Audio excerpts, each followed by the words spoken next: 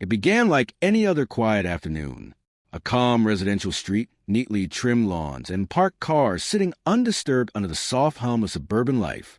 At 2:14 p.m., a doorbell camera flickered to life. Motion detected. A man walked up the path, unhurried and composed. He adjusted his sleeve, glanced toward the street, and stepped into frame. He rang the bell and waited. Then something subtle happened, something so small it seemed unimportant at the time. But later, investigators would replay that moment again and again because it would become the final confirmed interaction before everything changed.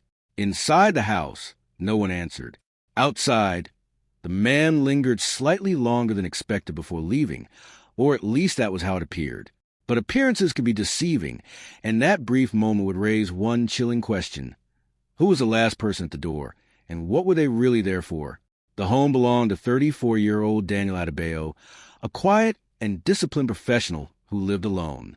He followed a strict routine and rarely deviated from it, which made his sudden disappearance deeply alarming. When he failed to respond to calls for nearly 48 hours, his sister contacted authorities. Officers arrived to find no signs of forced entry, but inside, Daniel was gone. His phone remained in the house. His laptop sat open, and a half-finished cup of coffee rested beside it. It was as if he had stepped away and never returned. Investigators soon discovered the doorbell camera footage. At first, it seemed uneventful, showing a normal day until the timestamp at 2:14 p.m. The man at the door appeared harmless, possibly someone Daniel knew. He rang the bell, waited, and seemed to leave. However, something about his behavior felt off. The investigation began without clear answers. Neighbors reported little, aside from a vague sighting of someone at the door and faint footsteps near the side of the house. Daniel had no known enemies or conflicts. His digital records revealed nothing suspicious. Attention returned to footage. When investigators slowed it down, they noticed the man did not simply leave. He looked around deliberately, then stepped briefly out of frame. Expanding the footage revealed he had lingered near the edge of view. The camera had a blind spot, and it appeared he knew exactly where it was. This shifted the investigation entirely. Authorities began identifying individuals familiar with Daniel and his home. A former colleague quickly became a person of interest. He had visited the house before and knew its layout. When questioned, he denied being there that day, claiming he'd been home. However, cell tower data placed his phone at the location, stationary for several minutes, contradicting his story. Further analysis revealed a faint reflection in the door's glass, suggesting movement toward the side entrance, exactly where the blind spot existed. What initially appeared to be a brief visit was now understood as something more deliberate.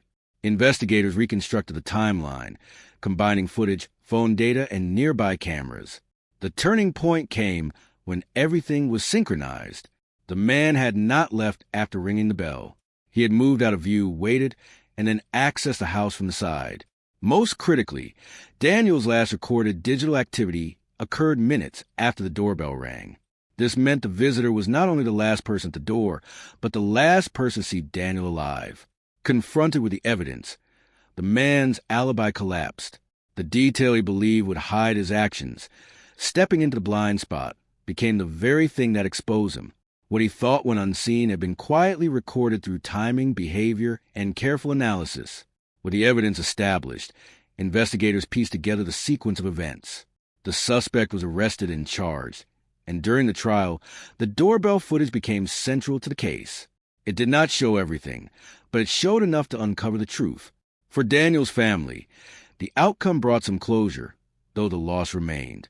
For the community, the case served as a reminder that critical evidence is not always obvious. Sometimes it exists in the smallest details, waiting to be noticed. In the end, the truth was never hidden. It was there from the beginning, captured in a moment that seemed ordinary. A single recording, a small detail, and a careful investigation revealed what had happened. Because in the end, the truth was not hidden at all. It was recorded the entire time.